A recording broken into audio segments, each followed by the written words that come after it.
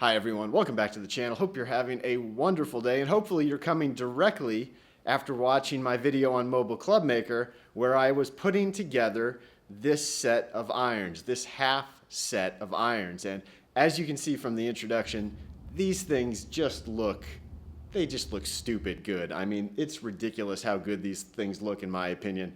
These are Takoma 101T iron heads in a 4, 6, 8, and pitching wedge. We've got BB&F ferrules in this black and white stripe. We've got Fujikura Pro 95 gram graphite shafts and gray Pure Pro grips. So we're going to go through a gapping session. I'm going to set it up on GC Quad.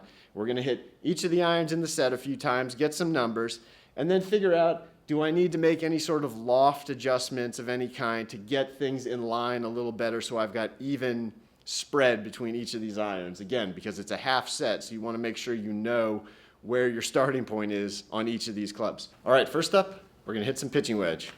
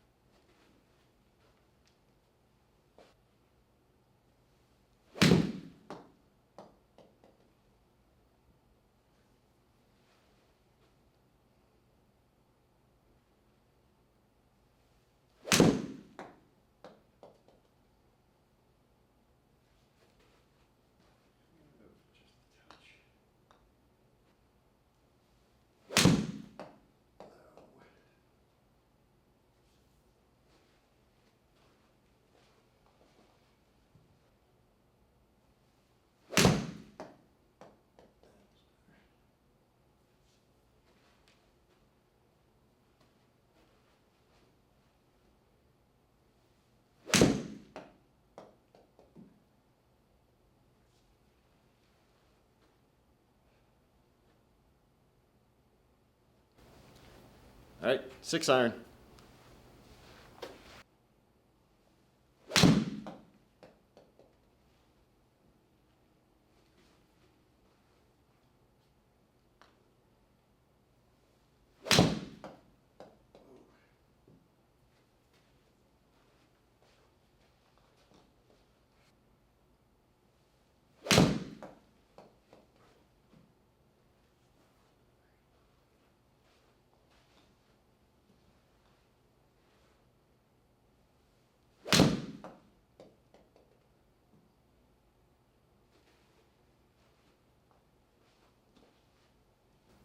All right, struggled with the 6 a little bit. We're going to move on to the 4, see if I can do a little better.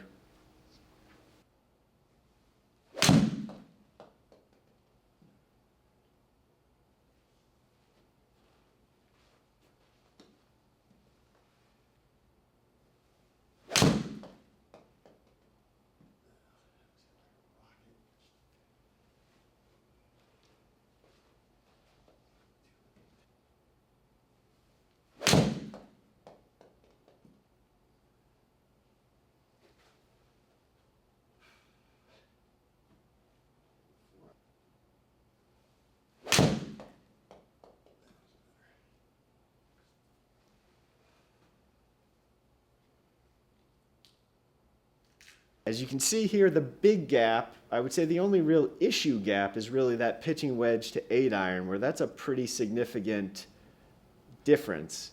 And if you look at the 8 iron to the 6, comparatively, they're a little bit tight. So I think what I'm going to do here is actually take the 8 iron and bend it a degree or so weaker and hit a few more balls and see if we can bring that average down just a little bit to make the pitching wedge to 8 iron gap and the 8 iron to 6 iron gap a little more uniform. Okay, I just took the 8 iron and I bent it a degree and a half weaker. So I'm going to do just 2 club gapping again. I'm going to go back, hit the pitching wedge again because, well, one, it was the first club I was hitting, so it may not have been quite as accurate as the rest of them.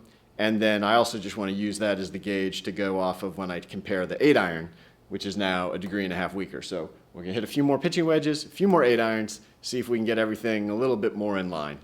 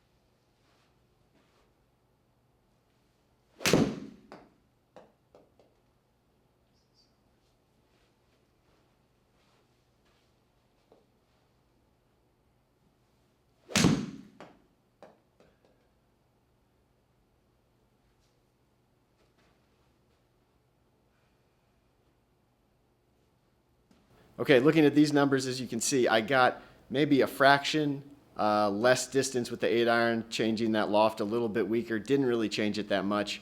I did see my pitching wedge distance come up, just sort of being loose now, but still a pretty big gap there. Last thing I'm going to try is just putting a little bit less loft on this pitching wedge. So I've just strengthened it about a degree. We're going to see if I can get a couple more yards out of it, see if we can tighten these things up just a little more.